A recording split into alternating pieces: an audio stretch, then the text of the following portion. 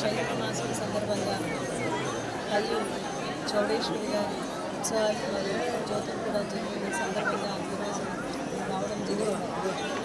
తల్లి ఆశీస్సులు ఎప్పుడు 3 లోకాలు కూడా సురక్షంగా ఉంటుంది అనే అపారమైన నమ్మకంతో ఇక్కడ చాలామంది భక్తాదులు కూడా వచ్చినారు.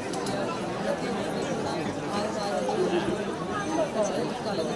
అదేవిధంగా ఇంకా నెక్స్ట్ 30 రోజుల్లో ఎలక్షన్స్ ఉన్నాయి కాబట్టి మన సీఎం జగన్మోహన్ రెడ్డి గారు మరొకసారి గవర్నమెంట్ని ఏర్పాటు చేస్తారు. మరీ ముఖ్యంగా ఈ యొక్క జ్యోతిలో మహిళలందరూ కూడా పాల్గొంటున్నారు. సో వాళ్ళందరికీ కూడా అండగా ప్రతి శక్తికి కూడా అండగా నిలబడి మన ప్రభుత్వాన్ని ఆశీర్వదించి ఆశీర్వదించాలని వాళ్ళు కోరుకుంటున్నారు. మంచి రెస్పాన్స్ ఇస్తాం అండ్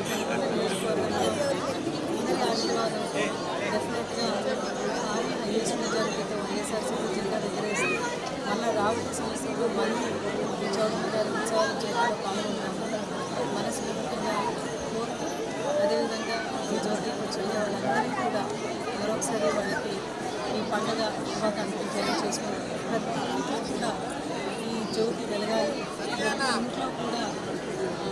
ప్రతి ఇంట్లో కూడా వెలుగు అనేది ప్రతి మనిషి చూడాలని మనస్ఫూర్తిగా